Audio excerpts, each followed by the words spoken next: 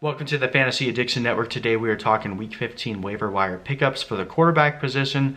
This is a super vital week for most people that are in their playoff matchups right now. We got to get this right. So if you're in need of a quarterback, here are 5 players that you can consider. We'll start down at number 5. Ryan Fitzpatrick, still only 23% owned. He didn't do too well this last week. He lost Devontae Parker and Allen Hurns pretty early on, so their game plan kind of went to squat. They were still moving the ball pretty well. They just couldn't get it into the end zone this week, but have no fear. Ryan Fitzpatrick gets to play New York, the Giants, this week, and their defense can cure all woes.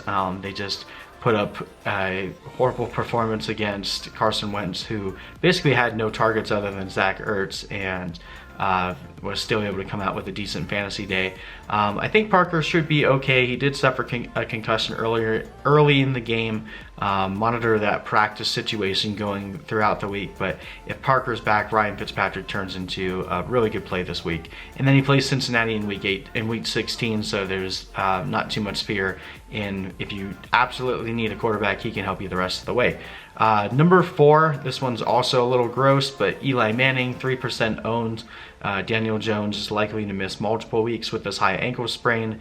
Eli Manning pretty much got his only fantasy production was in the first half of last night's game, but he did a really good job in that first half, hitting Darius Slayton on a deep bomb.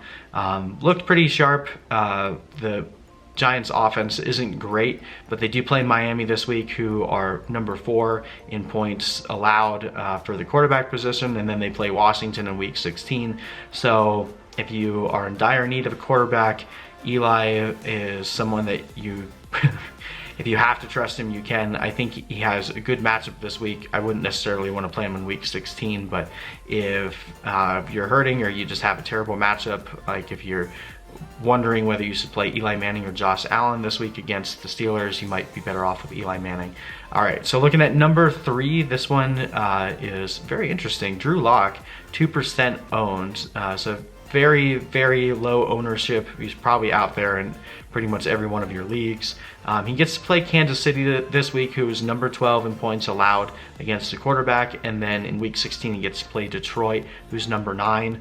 Rookie quarterbacks often start out, when they're good anyway, they often start out pretty hot, and then they cool off normally after about 4 or so weeks, once teams have enough time to get some game film on them. But Drew Locke is looking really good out there. He's making sharp throws, and he has some really good matchups, plus there's still only 2 weeks of game film on him.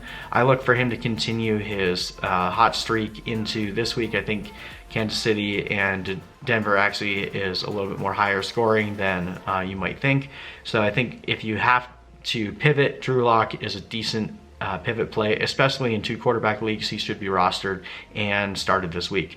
All right, jump into number 2. We have Derek Carr, 45% owned, so he's only out there in about half the leagues, but if he is a tremendous start this week. He plays Jacksonville, who's number 11 against the quarterbacks in points allowed, but Jacksonville has been imploding week by week. They've just been seemingly getting worse and worse, and I would like to think that trend will continue.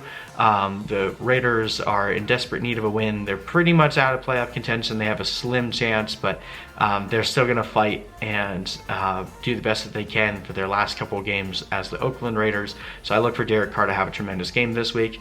And then my pickup of the week, if he's still out there, you should pick him up last week, but if he's still there, Ryan Tannehill at 48% owned. He gets to play the Houston Texans this week, and then he gets to play the New Orleans Saints. Houston Texans are number 6 in points allowed to the quarterbacks, and the Saints are number 10.